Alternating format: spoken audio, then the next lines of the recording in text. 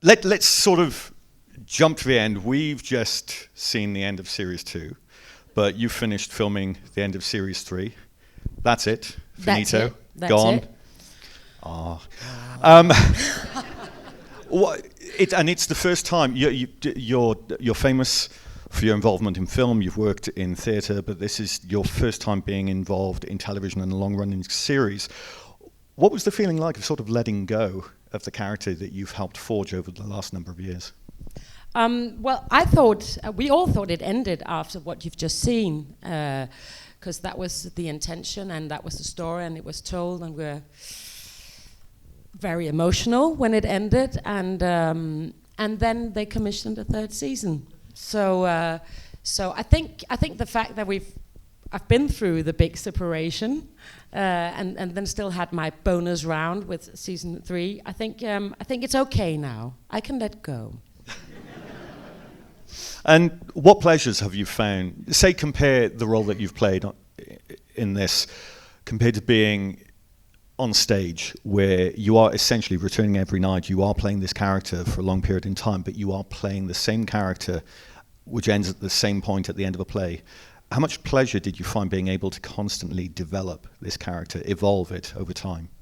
Oh, it was fantastic, and I think, it is it's a great character, and it's a wonderful arc that she's going through, and which was also what was so particularly appealing about doing this is that I don't come in as cop 3 and we'll go through a new crime thing every week. There was real character work and a development and an arc.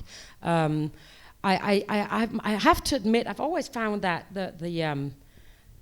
I love playing theatre. I love rehearsals. I love the first week, but I'm not one of these people who say that the more you get into it, and after 8 months of doing the same play, you're really starting to get the character. I'm not like that. I'm a bit more impatient in that sense. So.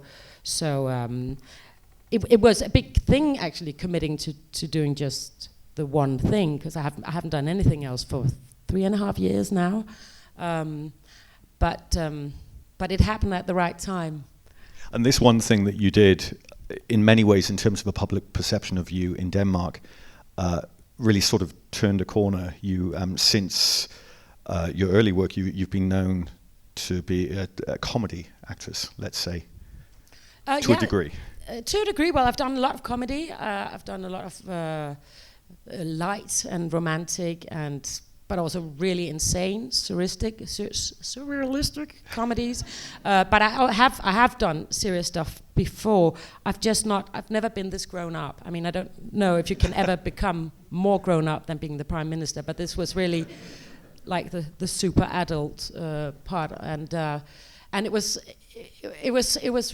so rewarding to play an authoritative figure, and also a cerebral, not just an emotional searcher in life, but something that there was so much responsibility all the time, because you knew people were going to talk about what you'd done. There was a lot of discussions in and writings in the paper and stuff, so it has seen as a very important experience. Let's just jump back now to not even the beginning of the series, but sometime before that. I remember reading that 18 months before Borgen first actually appeared on Danish television, Søren Espersen in Politiken wrote an op-ed. A politician in Denmark wrote an op-ed in the newspaper saying that, oh my God, this is going to be, his quote, another boring, radical, liberal agenda. Exactly. How much of a problem with that sparking off 18 months before it actually hit television was it for Adam Price to actually turn people's opinions around in the lead up to the release of a series, to say, no, look, we are trying to do something different? Well, it was kind of healthy in a way, because that is the preconception of DR1 that has produced it as being a public service. No, did you say public service? Yes. Yep. TV station. That it is a bit left wing and radical and all that. So I think it might have. I mean, I always thought it's never been his intention that this was going to be propaganda in any way. It was the idea is to show a side, a human face to politics more than a certain political view or issue like that. But having that already against you, even before nothing was announced, it was just, we're going to do something political. Well, we know what you want to do. I mean, it came right away, and I think it just, he had to sharpen the pen exactly not to let that happen, to keep the balance.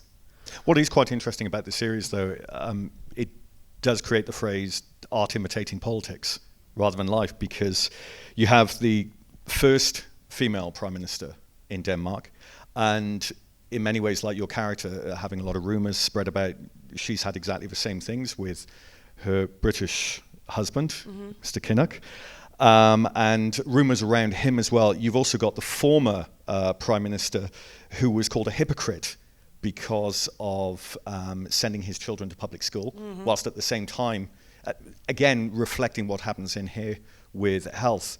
Actually coming down on that. It is interesting that Adam Priest and his team, his writing team, sort of, whether or not it's coincidence, have created a series of scenarios that have presaged what's actually been happening in Danish politics. Oh, absolutely. And I mean, many of the subjects that we deal with in Borgen are, of course, inspired by real events that has been going on, but sometimes it's been the other way around. We have also the episode with the pirates. So